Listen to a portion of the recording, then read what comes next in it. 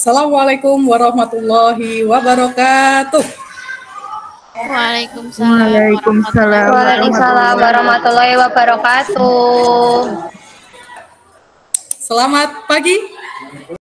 Pagi. Luar biasa, tetap semangat. Ya, baik. Baik, sebelum memulai pembelajaran pada hari ini setelah istirahat, meskipun setelah istirahat ya, anak-anak sudah makan, sudah jajan semua. Nah, sekarang kita fokus pembelajaran. Silahkan yang masih ada hidangan di depan mejanya bisa disimpan dulu di laci. Kemudian dibersihkan mejanya dari sisa-sisa makanan. Yes, saya cek juga kehadirannya. Coba saya panggil satu persatu, nggih. Ada Mbak Nur Sri Lestari ada. Hadir, Bu. Rihah Ismi ada. Hadir, Bu. Ya. Mbak Suci Eza ada. Ya, Bu. Oke, Mbak Supriyani ada. Ada, Bu, hadir. Baik, yang terakhir ini yang paling bersemangat, Mbak Titi Dwi Nuningsih. Ada ya? Ada, Bu. Nggih, ada. Baik, alhamdulillah. Berarti hari ini tidak ada yang izin ya? Semuanya hadir, hanya tadi Mbak Ufi sama Mbak Dian masih sholat. Leres nggih? Nggih, Bu. Baik. Nggih, Bu. Oke. Sebelum mulai pembelajaran pada siang hari ini, mari kita bersama-sama membaca doa, yaitu dengan membaca basmalah. Bismillahirrahmanirrahim. Kenapa kita harus selalu berdoa? Agar kita meluruskan niat ya, bahwa mencari ilmu di sekolah itu juga merupakan ibadah. Semoga ilmu yang didapatkan itu nanti bisa bermanfaat untuk masa depan kita semua, masa depan anak-anak, dan juga nanti berdampak baik kepada masa depan Indonesia, gitu ya, insya Allah. Yang namanya anak muda itu kan sebagai tonggak kemajuan bangsa, agent of change, gitu ya. Jadi harus selalu bersemangat dalam menuntut ilmu. Baik, saya cek kebersihan dulu ya. Yang tadi pagi sudah membantu orang tua membersihkan rumah ada? Ayo, pada saya, Bu, sudah. Saya sudah, Bu, saya sudah. Ya, nah itu merupakan salah satu bentuk cinta lingkungan ya. Jadi kita hidup di dunia ini sebagai namanya pemimpin ya. Allah ya, Tuhan kita menciptakan kita sebagai pemimpin di dunia, maka kita harus selalu menjaga kelestarian bumi, harus selalu menjaga kebersihan lingkungan. Biar apa? Biar nanti anak cucu kita itu bisa merasakan apa yang kita rasakan, udaranya masih seger gitu kan, kemudian lingkungan yang masih asri, banyak pepohonan, banyak tanaman. Makanya menyiram tanaman di pagi hari itu juga sangat penting gitu ya. Nah, kemudian tadi sudah sholat ya, yang lain yang sudah di sini sudah sholat ya? Ampun, Bu. Alhamdulillah. Baik. Kita akan langsung masuk ke materi. Sebelum kita membahas materi pada pertemuan kali ini, saya ingin kita mereview ulang materi yang sudah dipelajari sebelumnya. Materi apa yang sudah kita pelajari di pertemuan sebelumnya, Mbak? Ayo, siapa yang masih ingat? Oke, silahkan Mbak Nur. Saya, Bu, saya masih ingat. Kemarin kita belajar tentang akuntansi beban dan belanja daerah, Bu. Bagus, akuntansi beban dan belanja daerah. Nah, di pencatatan akuntansi beban dan belanja daerah itu, kita bisa menggunakan dua macam pendekatan. Coba ada yang bisa menyebutkan tidak pendekatan apa saja yang bisa digunakan? Baik, Mbak Supriyani, monggo Mbak Supri. Ya, Bu, ada dua pendekatan, Bu, yang bisa digunakan, yaitu pendekatan beban dan pendekatan aset, Bu. Ya, ada pendekatan beban, ada pendekatan aset. Nah, ketika kita membayar beban atau belanja itu dengan langsung gitu ya, dengan uang cash, maka kita sebagai pemerintah daerah akan mengakuinya sebagai pengurangan aset, pengurangan kas, atau bisa juga pengurangan rekening koran pemerintah daerah. Rekening koran itu rekening bank ya, kalau misalkan pembayarannya melalui transfer. Sementara kalau pembayarannya tidak langsung, jadi kita terima barang tapi belum langsung dibayar, itu berarti diakui sebagai apa? Ayo, ada yang bisa menjawab?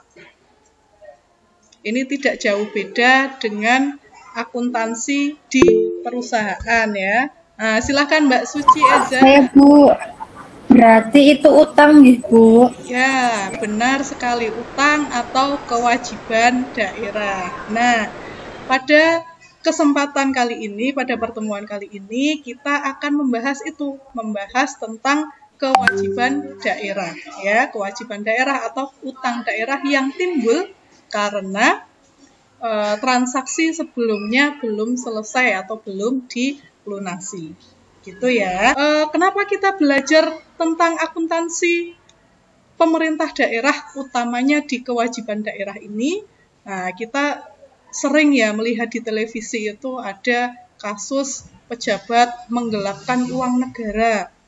Ada namanya dulu ada kasus impor sapi, gitu ya, dikorupsi. Ada kasus dana haji dikorupsi lah. Kenapa kita belajar itu? Agar kita tahu gitu ya, sebenarnya itu bagaimana di pemerintahan itu pengelolaan keuangannya. Utamanya pada kesempatan kali ini kita menjelaskan, kita akan membahas tentang kewajiban daerah. Jadi biar tahu, oh dulu belanjanya berapa, yang harus dibayar berapa, dan bagaimana mekanismenya gitu. Ketika nanti kalian semua jadi orang yang sukses, kemudian masuk ke pemerintahan gitu ya, sudah ada gambaran, oh begini loh transaksi akuntansi di pemerintah daerah. Oh, harusnya seperti ini loh pencatatannya begitu. Jadi insya Allah itu juga akan berguna untuk kalian. Pun jika kalian itu tidak masuk ke dalam pemerintahan, bisa jadi perangkat desa, itu juga berguna. Ataupun misalkan kita hanya sebagai warga negara biasa saja. Nah, itu juga berguna gitu. Untuk apa? Sebagai pengawasan terhadap pemerintahan kita.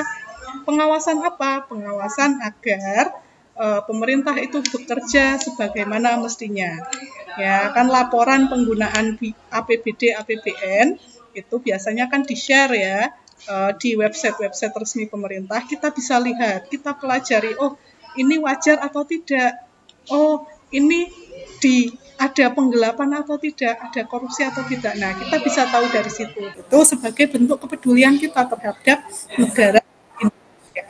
Itu tadi manfaat kita mempelajari materi tentang akuntansi pemerintah daerah, utamanya kewajiban daerah yang menjadi materi pada kesempatan hari ini.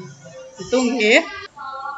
Sebelum nanti masuk ke materi ya, saya akan jelaskan dulu skenario belajar kita. Nanti saya akan memberikan video pembelajaran. Kemudian selama pemutaran video itu, silahkan anak-anak mencatat hal-hal penting yang perlu dicatat, perlu diingat di dalam buku masing-masing. Kemudian anak-anak mencatat juga pertanyaan yang sekiranya nanti akan ditanyakan setelah tayangan video selesai gitu. Jadi kalau ada hal-hal yang belum dipahami dari tayangan video, anak-anak silahkan bisa menanyakan setelah tayangan video selesai gitu ya. Kemudian apa yang akan dilakukan Bu Ratna? Bu Ratna akan mengobservasi gitu ya, siapa yang nyatet, siapa yang malah tidur. Nah, silahkan kesempatan untuk belajar ini bisa dimanfaatkan. Begitu paham ya? Nah, setelah nanti ada tanya jawab seputar materi dari video, Bu Ratna akan membagikan LKPD atau lembar kerja peserta didik. Nah, lembar kerja itu nanti Bu Ratna akan berikan waktu selama 10 menit untuk mengerjakan individu. Setelah 10 menit, kalian akan bergabung ke dalam kelompok yang nanti sudah Bu Ratna rancang untuk saling berdiskusi hasil pekerjaan individunya.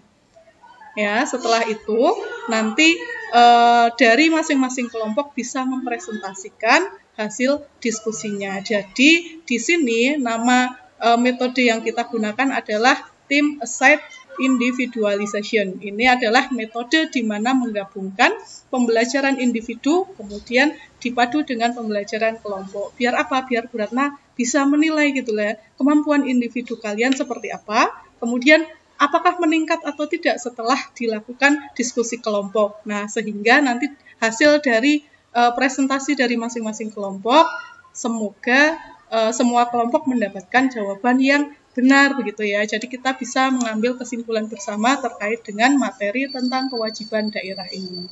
Begitu paham ya? Baik, saya akan langsung share videonya. Di samping itu tadi juga sudah saya share link di chat meeting kita ya terkait dengan modul, e-modul dan juga link YouTube videonya. Itu nanti bisa kalian gunakan untuk belajar di rumah. Kemudian saya akan share videonya lewat sentral sini biar bisa dilihat bareng-bareng. Ingat tugas kalian apa? Tugas kalian adalah mencatat hal-hal penting yang kalian temukan dalam video dan juga mencatat pertanyaan-pertanyaan yang nanti sekiranya perlu ditanyakan dalam selesai penayangan video. Paham ya? Oke, mari kita lihat penayangan videonya. Assalamualaikum warahmatullahi wabarakatuh. Kembali lagi bersama saya Bu Ratna dalam mata pelajaran praktikum akuntansi lembaga kelas 11. Pada kesempatan kali ini kita akan membahas materi tentang akuntansi kewajiban daerah. Siap? Mari kita lanjutkan. Kompetensi dasar yang akan kita pelajari adalah menganalisis pencatatan transaksi kewajiban daerah dengan indikator pencapaian kompetensi, menelaah klasifikasi kewajiban daerah, dan menganalisis pencatatan transaksi kewajiban daerah. Kemudian KD yang kedua, yaitu KD keterampilan, melakukan pencatatan transaksi kewajiban daerah dengan indikator pencapaian kompetensi, melakukan pencatatan transaksi kewajiban di SKPD, dan melakukan pencatatan transaksi kewajiban di PPKD. Adapun tujuan pembelajaran, setelah mempelajari materi ini diharapkan peserta didik mampu 1. Menelaah kewajiban daerah dalam 2 klasifikasi dengan tepat, 2. Menganalisis pencatatan transaksi kewajiban daerah di SKPD dan PPKD dengan cermat, 3. Melakukan pencatatan transaksi kewajiban di SKPD pada 3 jurnal standar dengan benar, 4. Melakukan pencatatan transaksi kewajiban di PPKD pada 4 jurnal standar dengan benar dan akurat. Berikutnya, peta konsep materi akuntansi kewajiban daerah. Yang pertama kita nanti akan membahas definisi dan klasifikasi kewajiban daerah. Kemudian kita juga akan belajar tentang pencatatan transaksi kewajiban daerah yang meliputi transaksi pencatatan kewajiban di SKPD dan pencatatan transaksi kewajiban di PPKD. Mari kita memasuki materi yang pertama, yaitu definisi kewajiban daerah. Apa yang dimaksud dengan kewajiban daerah? Kewajiban daerah merupakan utang yang timbul dari peristiwa masa lalu yang penyelesaiannya mengakibatkan aliran keluar sumber daya ekonomi pemerintah daerah. Nah, kewajiban ini bersifat mengikat dan dapat dipaksakan secara hukum sebagai konsekuensi atas kontrak atau peraturan perundang-undangan. Berikutnya yaitu klasifikasi kewajiban daerah. Kewajiban daerah dibagi menjadi 2, yaitu berdasarkan jatuh temponya. Yang pertama, kewajiban jangka pendek merupakan kewajiban yang diharapkan dibayar pada waktu paling lama 12 bulan setelah tanggal pelaporan. Dalam kewajiban jangka pendek ini contohnya ada utang transfer pemerintah daerah, utang kepada pegawai, utang bunga, utang jangka pendek kepada pihak ketiga, utang perhitungan fisik ketiga, dan bagian lancar utang jangka panjang. Dan ada jenis yang lainnya. Kemudian, klasifikasi jenis yang kedua adalah kewajiban jangka panjang, merupakan kewajiban yang diharapkan dibayarkan dalam waktu lebih dari 12 bulan setelah tanggal pelaporan. Contohnya, utang dalam negeri sektor perbankan, utang dari lembaga keuangan bukan bank, utang dalam negeri obligasi, dan lain-lain. Nah, berikutnya kita akan memasuki materi pencatatan transaksi kewajiban daerah. Pencatatan kewajiban daerah dapat dibedakan menjadi dua, yaitu pencatatan kewajiban di SKPD dan pencatatan kewajiban di PP-GADI. Mari kita lihat bagaimana transaksi kewajiban di SKPD. Pencatatan transaksi kewajiban di SKPD terdiri atas pencatatan saat terjadinya utang dan pembayaran utang. Berikut ini bentuk jurnal standar atas pencatatan transaksi kewajiban di SKPD. Yang pertama, transaksi pengakuan terjadinya utang ketika belum dilakukan pelunasan. Nah, ada dua pendekatan, yaitu pendekatan aset dan pendekatan beban. Kita cukup memilih salah satu dari dua jenis pendekatan ini. Ketika kita memilih pendekatan aset, kita mengakui persediaan kita bertambah di debit dan utang kita bertambah di kredit. Ketika kita melakukan dengan pendekatan beban, maka kita mengakui beban di debit bertambah dan utang belanja di kredit bertambah. Kemudian, transaksi yang kedua yaitu pembayaran atau pelunasan utang dengan mekanisme UP atau uang persediaan, TU atau tambahan uang persediaan, dan GU atau ganti uang persediaan. Ketika pembayaran atau pelunasan, kita mencatat dalam dua jurnal, yaitu jurnal LO dan jurnal LRA. Pada jurnal LO, kita mengakui adanya pengurangan utang belanja di kredit dan pengeluaran kas di bendahara pengeluaran kita taruh di kredit. Kemudian untuk jurnal LRA, kita mengakui belanja kita berkurang di debit dan ada perubahan SAL sebagai ganti dari kas yang keluar, yaitu di kredit. Kemudian transaksi yang ketiga adalah pencatatan pembayaran atau pelunasan utang dengan mekanisme LS atau langsung, biasanya melalui SPPD. Nah, dalam pelunasan atau pembayaran dengan mekanisme LS ini, pemerintah daerah juga mencatat melalui dua jurnal, yaitu jurnal LO dan jurnal LRA. Yang pertama, untuk jurnal LO, utang belanja di debit karena berkurang setelah pembayaran. Kemudian untuk kreditnya kita menggunakan RKPP-KD, yaitu di kredit. Kemudian untuk jurnal LRA, kita mendebit belanja dan mengkredit perubahan SAL.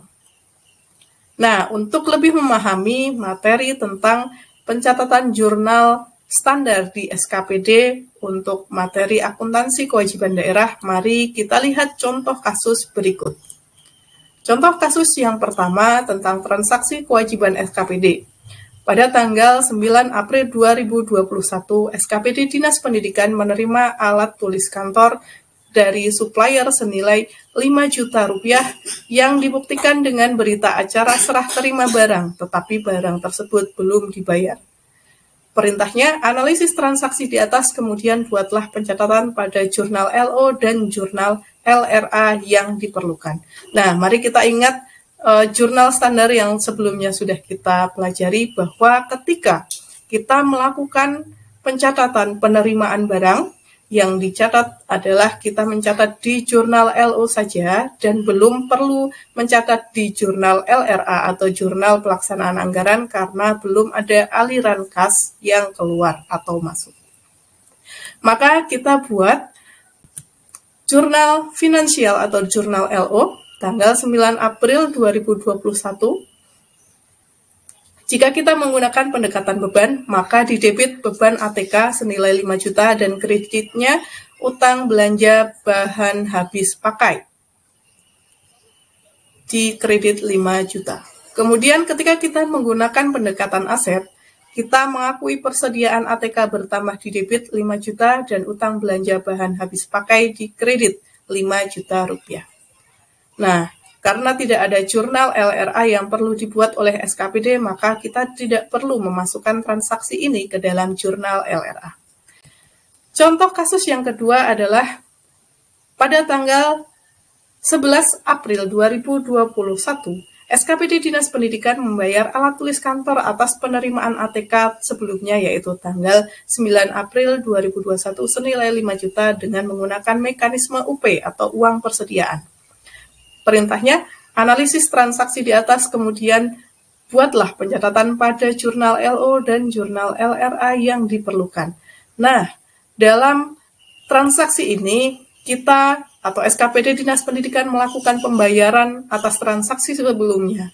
Jika transaksi sebelumnya kita hanya mencatat di jurnal LO karena tidak ada aliran kas, maka di transaksi yang kedua ini kita mencatat di dua jurnal yaitu LO dan LRA untuk mengakui pengurangan utang dan pengeluaran kas. Nah, jurnal finansial atau jurnal LO untuk transaksi 11 April yaitu utang belanja bahan habis pakai di debit 5 juta dan kas di bendahara pengeluaran 5 juta di kredit. Kemudian untuk jurnal pelaksanaan anggaran atau jurnal LRA kita tinggal mengganti kas di bendahara pengeluaran dengan perubahan SAL. Nah, tanggal 11 April 2021 belanja ATK di debit 5 juta dan perubahan SAL di kredit 5 juta. Kita memasuki contoh transaksi kewajiban SKPD yang ketiga pada tanggal 19 April 2019 SKPD Dinas Pendidikan membeli 5 unit komputer dari vendor senilai 35 juta. Pembayaran dilakukan dengan mekanisme LS atau langsung setelah SPPD keluar, yaitu tanggal 25 April 2019. Perintahnya, analisis transaksi di atas kemudian buatlah pencatatan pada jurnal LO dan jurnal LRA. Nah, analisisnya begini, tanggal 19 April kita menerima atau membeli 5 unit komputer, namun pembayarannya dilakukan pada tanggal 25 April. Jadi, untuk tanggal 19 April kita hanya mengakui adanya penambahan aset berupa komputer dan belum dilakukan pencatatan pada jurnal LRA. Kemudian untuk tanggal 25 April kita memerlukan pencatatan di jurnal LO dan juga jurnal LRA karena terjadi aliran kas keluar untuk membayar utang tanggal 19 April. Kita lihat jurnal LO atau jurnal finansial. Pada saat penerimaan barang, kita hanya perlu mencatat jurnal RO 19 April, peralatan dan mesin berupa PC atau personal komputer di debit 35 juta dan juga utang belanja modal peralatan dan mesin PC di kredit 35 juta. Jurnal saat pembayaran, masih jurnal LO, 25 April, utang belanja modal, peralatan dan mesin 35 juta dan RK PPKD karena kita menggunakan mekanisme LS di kredit 35 juta rupiah. Kemudian untuk jurnal pelaksanaan anggaran atau LRA, belanja modal pengadaan komputer atau PC di debit 35 juta dan juga perubahan SAL di kredit 35 juta rupiah. Baik, itu tadi untuk video pembelajarannya ya. Semuanya sudah menyimak? Sudah, Ibu. Nah, sekarang silahkan siapa yang mau bertanya terkait dengan materi yang belum dipahami, monggo. Silahkan Mbak Ramida. Terima kasih Bu Ratna. Itu tadi dari video yang Bu Ratna kasih, saya kok masih bingung ya Bu dengan bedanya jurnal LO dan jurnal LRA Bu. Terima kasih pertanyaannya. Kita tampung dulu ya. Ada lagi tidak pertanyaan yang lain? Baik, kalau tidak ada, silakan ada yang mau menjawab dulu sebelum saya jawab. Oh, ada ini. Mbak Titi, bagaimana Mbak Titi? Nggih Bu, menurut saya jurnal LO itu mencatat semua transaksi Bu, walaupun belum ada aliran kasnya. Sedangkan jurnal LRA itu hanya mencatat jika hanya terdapat jika ada aliran kasnya Bu. Oke, terima kasih jawabannya. Nggih, benar nggih. Untuk jurnal LRA atau jurnal pelaksanaan anggaran itu hanya mencatat ketika ada aliran kas masuk atau keluar saja. Jadi nanti akunnya itu selalu ada perubahan SAL gitu ya. Untuk jurnal LO itu mencatat ketika semua transaksi meskipun tidak ada aliran kas masuk atau keluar itu juga dicatat di jurnal LO. Begitu. Sudah, ada lagi yang bertanya? Kalau tidak ada, saya akan kirimkan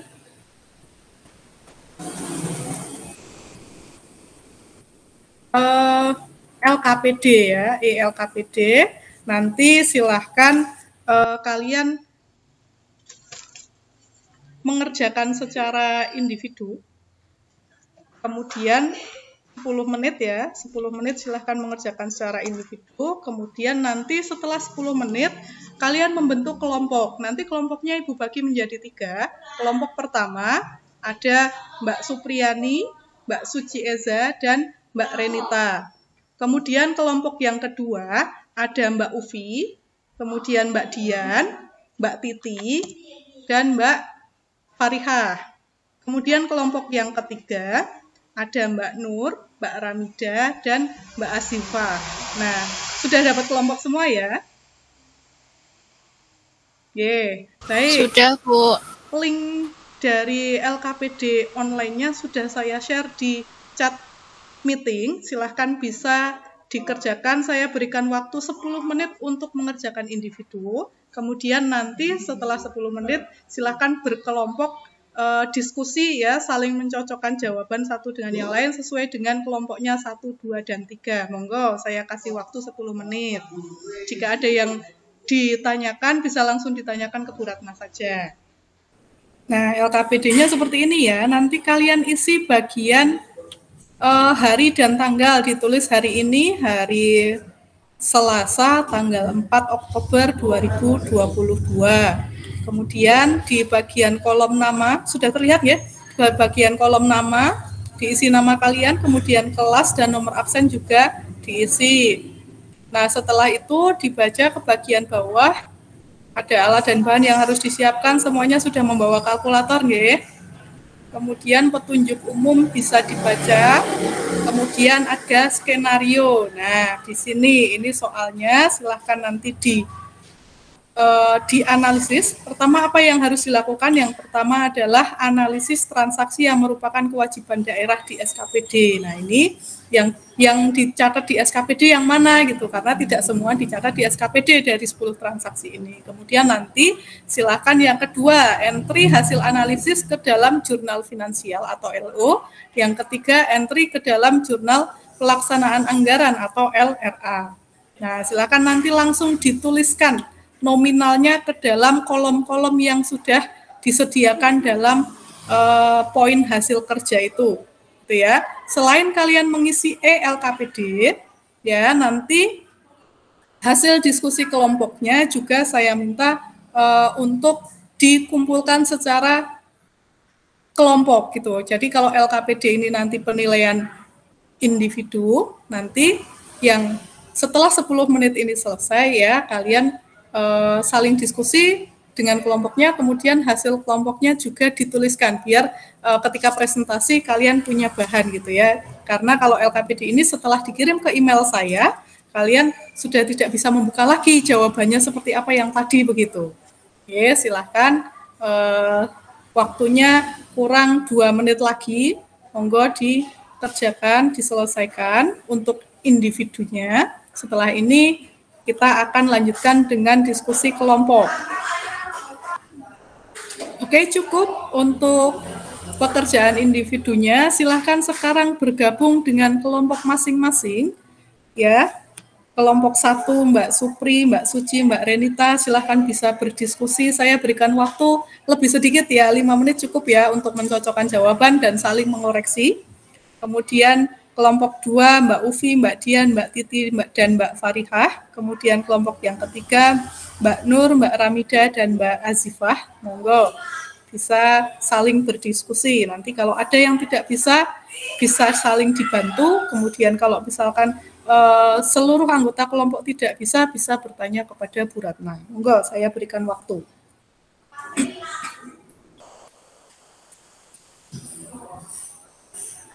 Oke, waktunya 1 menit lagi ya. Ayo diskusi, jangan ada yang gantungkan kepada temannya ya, saling berdiskusi biar semuanya paham.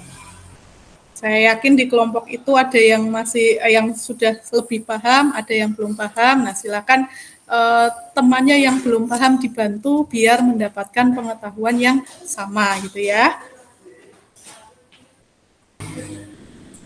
Oke, 30 detik lagi.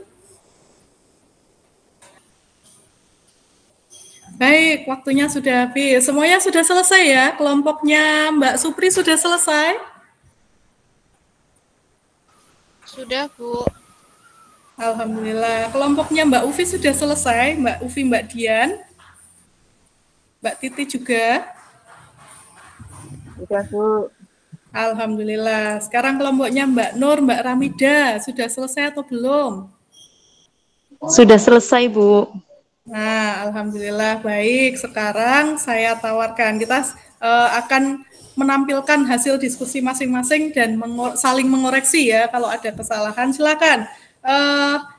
Nah, tadi ada 2 nomor ya, 2 poin yaitu di jurnal LO dan jurnal LRA. Sekarang poin pertama dulu yang jurnal LO. Siapa yang mau tampil? Monggo, kelompoknya Mbak Supri, Mbak Ufi dengan Mbak Dian, atau kelompoknya Mbak Nur dan Mbak Remida. Mbak Ramida, monggo silahkan. Ayo, kelompok siapa dulu yang mau menunjukkan hasil pekerjaannya? Kelompoknya Mbak Dian bisa? Ibu. Ya, mau saya bantu share jawabannya dikirim ke saya atau mau share screen sendiri? Saya kirim jenengan deh, Bu. Nanti. Oh ya. Ya, saya tunggu. Sudah masuk ya, Bu. Sebentar. Sedang proses mendownload, Mbak.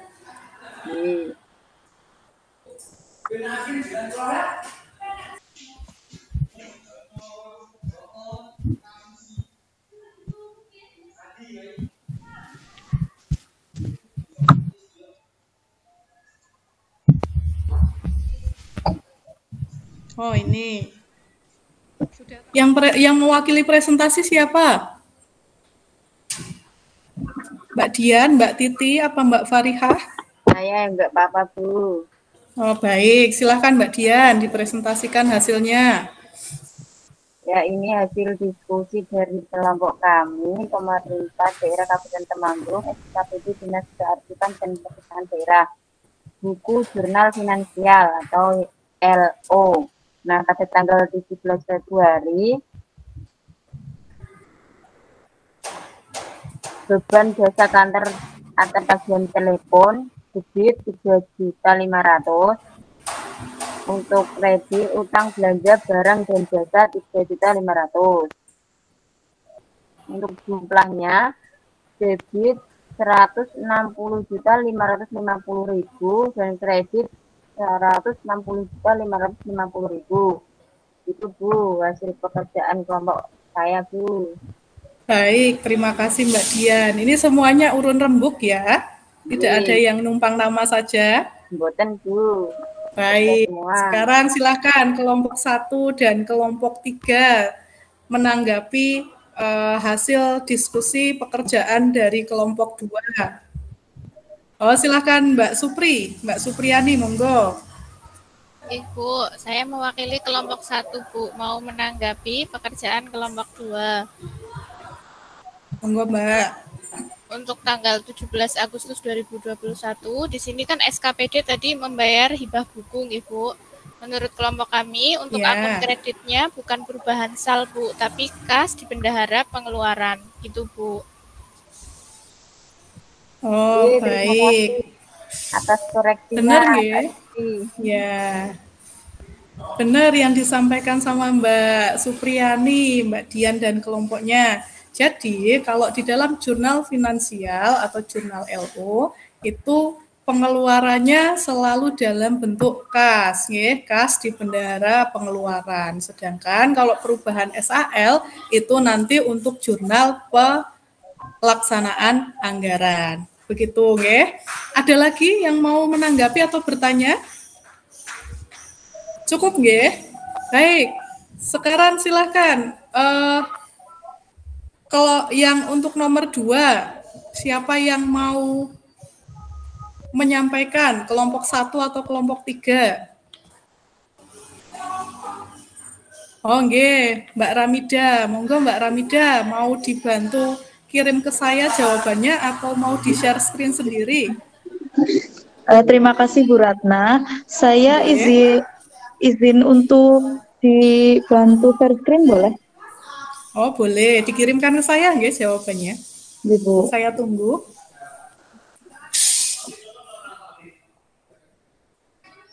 Oke, sudah masuk Mbak, sebentar proses. Yang ini jawabannya. Monggo, Iya, silakan betul, Bu. bisa dipresentasikan. Ya, terima kasih. Perkenalkan, saya Ramida mewakili kelompok 2 untuk mempresentasikan hasil diskusi dari kelompok kami mengenai Jurnal Pelaksanaan Anggaran atau LRA. Pada tanggal 17 Februari 2021 tidak di jurnal, kemudian 18 Februari 2021 utang belanja barang dan jasa di debit 3.500.000 dan perubahan SAL di kredit 3.500.000. Total debit dan kredit adalah sebesar 157.050.000. Begitu Bu jawaban dari kelompok kami. Mohon koreksinya apakah sudah betul? Nggih, terima kasih Mbak Ramida sudah mewakili kelompoknya. Ini semua bekerja nggih, Mbak Nur dan Mbak Azifah ikut mengerjakan? Nggih Bu, bareng-bareng mengerjakan. Oke, alhamdulillah. Monggo dari kelompok lain, kelompok 1 dan kelompok 2, ada yang mau menanggapi atau tidak? Tidak ada? Baik, kalau tidak ada, saya ingin menanggapi. Silakan. Ini kenapa silakan, ya? Mbak Suci. Kenapa ya Bu Ratna kok tanggal 17 itu tidak di jurnal? 17-nya ada 2, Mbak. Ada 17 yang tidak di Februari, jurnal ada berarti 17 Februari. Oh ya, 17 Februari. Nah, monggo penampil Mbak kelompoknya Mbak Ramida. Ada yang mau menjawab? Silahkan. Oh, Mbak, siapa ini? Mbak Dian, Mbak Dian, monggo Mbak Dian. Karena transaksinya baru penerimaan barang, belum ada aliran uang, Bu. Benar. Terima kasih Mbak Dian sudah membantu menjawab. Begitu Mbak Suci, karena transaksi tanggal 17 Februari itu baru SKPD Dinas Kearsipan dan Perpustakaan Daerah itu menerima barang. Jadi belum membayar. Nah, karena belum membayar, belum ada aliran kas yang dikeluarkan sehingga anggarannya belum dilaksanakan begitu. Jadi di jurnal pelaksanaan anggaran kita tidak membuat jurnal. Gitu semuanya juga, tidak hanya Mbak Suci saja. Terima kasih Mbak Dian sudah membantu menjawab. Ada lagi? Kalau tidak ada, saya mau mengoreksi sedikit. Ini di nomor 4 yang tanggal 1 Juli 2021. Nah, ini debitnya adalah kas di bendahara pengeluaran. Padahal di atas dan di bawahnya itu perubahan SAL. Kira-kira yang tanggal 1 Juli ini kreditnya benar atau salah? Mbak, kurang tepat nih. Jadi yang benar kreditnya seharusnya adalah perubahan SAL. Terima kasih Mbak Ramida dan kelompoknya. Nanti yang ada koreksi, silakan bisa diperbaiki, kemudian nanti hasilnya dikirimkan ke emailnya Bu Ratna ya, kelompok 1, 2, dan 3, nanti bisa diperbaiki. Oke, terima kasih, kita presentasinya sudah selesai. Nah, sekarang masuk ke penghujung pembelajaran kita, ya. Mari kita simpulkan apa isi dari pembelajaran kita pada pertemuan hari ini. Monggo siapa ada yang mau menyampaikan kesimpulan dari pembelajaran kita? Silahkan Mbak Supriyani, dibantu menyimpulkan. Kesimpulan untuk pembelajaran hari ini yang pertama, pencatatan transaksi kewajiban di PPKD terdiri atas penerimaan utang, pembayaran utang, dan reklasifikasi utang yang dibagi menjadi 2 bagian, yaitu akuntansi kewajiban dan akuntansi pembiayaan. Lalu yang kedua, pencatatan utang dicatat di jurnal LO saja, pelunasan dicatat di jurnal LO dan LRA. Yang ketiga, pelunasan dengan UP, kreditnya kas di bendahara pengeluaran. Selanjutnya, pelunasan dengan LS, kreditnya RK PPKD. Lalu kalau di jurnal LRA, pakai kreditnya selalu perubahan LRA. Itu Bu yang bisa saya simpulkan. Baik, terima kasih Mbak Supri sudah dibantu menyimpulkan. Ada lagi yang mau memberikan kesimpulan dari pembelajaran? Oke, silakan Mbak Siti Nurdianti, monggo. Ya Bu, di sini saya menyimpulkan materi yang kita pelajari tadi. 1, kewajiban daerah diklasifikasikan berdasarkan waktu dari untuk penyelesaiannya, yaitu kewajiban jangka pendek dan kewajiban jangka panjang. Pencatatan kewajiban daerah dapat dibedakan menjadi 2, yaitu pencatatan kewajiban di SKPD dan pencatatan kewajiban di BPKD. Yang ketiga, pencatatan transaksi kewajiban di SKPD terdiri atas pencatatan saat terjadinya utang dan pembayaran utang. Begitu Bu yang bisa saya simpulkan.